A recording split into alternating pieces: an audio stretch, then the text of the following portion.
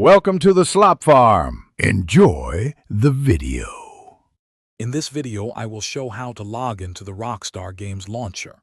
First, you'll want to find and open the Rockstar Games Launcher application on your desktop. It's important to have a stable internet connection before you begin, as the launcher will need to connect to Rockstar's servers.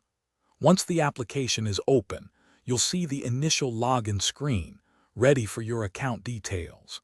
This first step is quick and gets you ready for the next stage of logging in. Next, you'll need to enter your account credentials. In the first field, type your registered email address associated with your Rockstar Games Social Club account. Below that, carefully enter your password. Remember, passwords are case-sensitive, so double-check your typing. You can also choose to tick the Remember Me box, which will save your login details for faster access next time you open the launcher, saving you a few seconds. Sometimes, for added security, you might encounter a two-step verification process.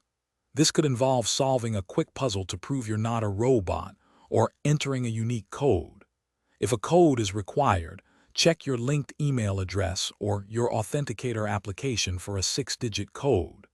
Input this code into the designated field to complete the verification. This extra step helps keep your account secure from unauthorized access, providing peace of mind.